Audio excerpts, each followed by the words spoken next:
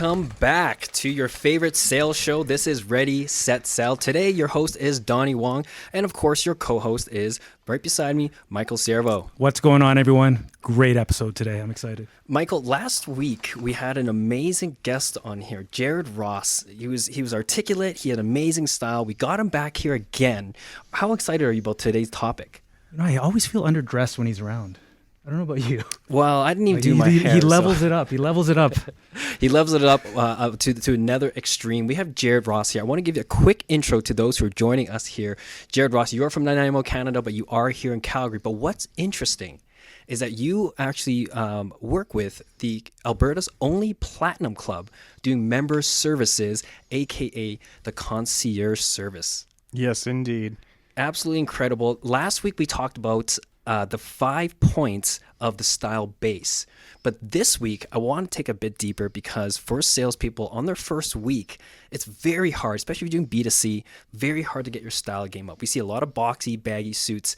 This week, we got the style sommelier here to break down the 5 points, or at least the basics of how to get a good fitting suit. What do you think about that, Michael? I'm excited because there's a lot of people listening here who might be transitioning to their very first corporate job. They might be moving from blue collar to white collar, and wearing a suit is very intimidating.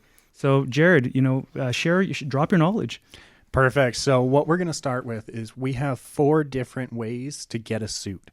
And that is something that I find too many people aren't aware of. And even I wasn't aware of at the get-go, but I started actually at the bottom where a lot of people don't think to look for your suit. And that's secondhand. Find consignment stores, find just secondhand stores like Value Village or things like that. And just spend some time. Pay for the suit in your time. Find it. You can find great brands, Brooks Brothers, Hugo Boss, some of these big name brands, or even custom tailor suits for prices as low as $20. So if you are looking for that great suit to start yourself off, you don't have the money to invest even a couple $100s into a suit, this is the way to do it. So at this bottom level of buying secondhand, there's no shame in it because you know what? Nobody's going to know. Mm-hmm. Nobody's going to know that you are getting a secondhand suit. So go out, find the suit you like, find something that suits you, pun intended right there, and just go find a tailor. So every city is going to have a tailor, whether it's an actual professional tailor or a seamstress, and they can do the alterations for you easy and decent priced. So if it's a little baggy on you, no worries. If you love that suit and it's not extremely baggy, go take it to a tailor or a seamstress. Your other 3 levels are the ones you might be a little more aware of. These levels are bespoke, made to measure, and off the rack. Off the rack is what most of you will originally deal with, which is going to a store, any department store, or any kind of suit store, and you'll just find these brands that are pre-made. You're just buying it, throwing it on, and that's that. That's how it's going to work for you. But even then, I would recommend find a seamstress, find a tailor if something doesn't fit quite right, because all of us are differently shaped. So a suit that's just made generically is not going to fit everybody. You might be in that weird in-between size. So it's good, but definitely not my preferred method. And the price for an off-the-rack, honestly, in this day and age, with all of our options, is not worth what's going to be available. So made to measure is your second best. These are suits that have a schematic pre-made. You don't get to choose all the nitpicky details, but they are made to your measurements, hence the name made to measure. And that just allows so many options of, oh, you know what? I just need a suit, couple $100. One of the biggest brands we know of right now for made to measure is Indochino. You can get a suit for $300, completely made to your measurements. Fantastic deal, and a great way to get started if you have that money to put up front. The best option, what I prefer, and actually what the suit I'm wearing now is bespoke. So bespoke is completely custom. You choose every nitpicky detail. You choose if it's a notched lapel, a peak lapel, whether it's a shawl lapel, or if you want different buttonholes, 2, 1 on the lapel, or if you want surgeon collars and cuffs.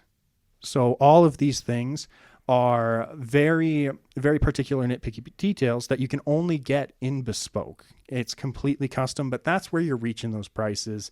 that many of us get appalled at when we hear them referenced, because all of it is high-end fabrics and even the time we pay these tailors to make it.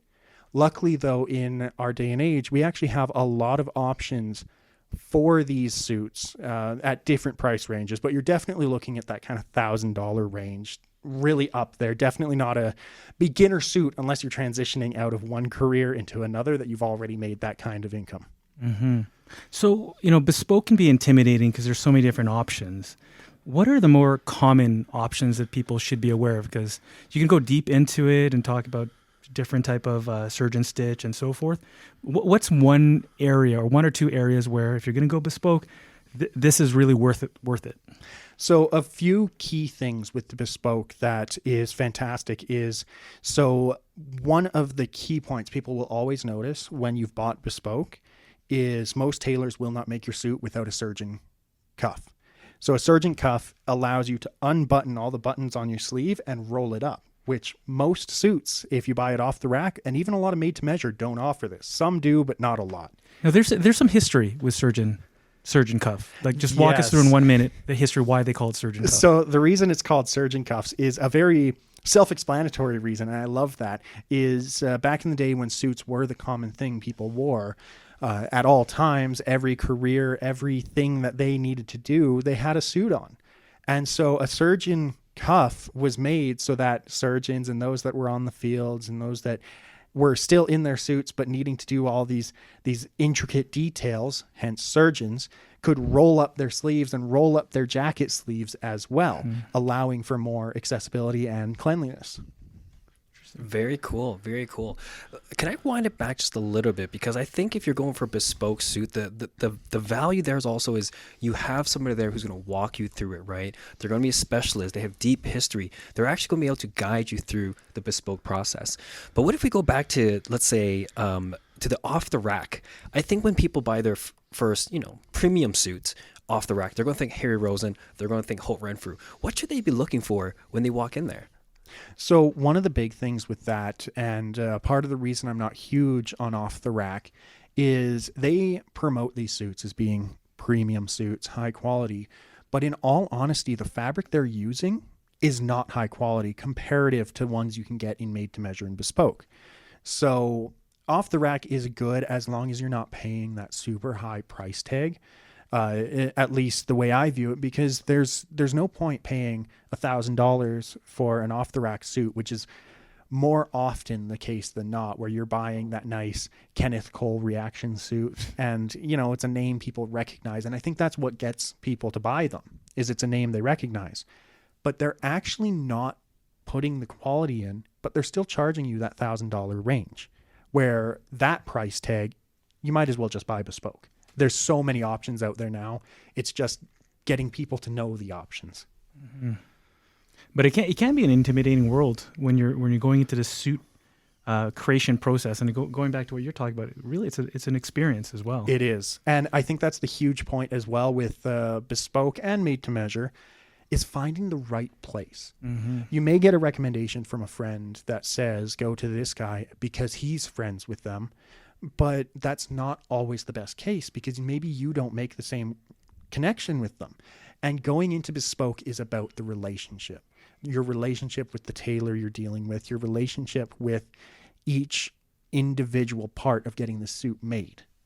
Here's a question, because made to measure, I feel like as an industry that's really started sprouting up in the last few years, seems like a lot of them, they'll take your measurements, ship it off to a different country to get it made. Is there a big difference between them getting it shipped off and, say, someone who does it themselves? So something like that is most made to measure places will ship it off, whether it's out of country or whether it's in country. Indochino is, again, the most well-known made-to-measure company, and they send their stuff out to China. But it is well made, though there's the little details that aren't focused on the same, where one of the companies I deal with that's local to Canada, St. Fox Bespoke, they do made-to-measure as well as bespoke. And they do ship off their suits, but to Vancouver. Mm-hmm. So it's in-country, and those little nitpicky details is easier to oversee than if you're sending it overseas, because you can just drive over to Vancouver and check out, okay, wait a minute, That's they're awesome. they're actually checking into these small details. But larger companies, there is that issue that you are missing some of the tiny details. And if you're not a very particular person on those details, you're not missing a lot. So my last question for that salesperson who is just building up their wardrobe, how much do you think they should spend? Because let's say you have a $1,000 budget, you could drop it on a made-to-measure suit and buy a couple of different pairs of pants. Like what's a good point? And if I may, can I add to this? What is the within that context?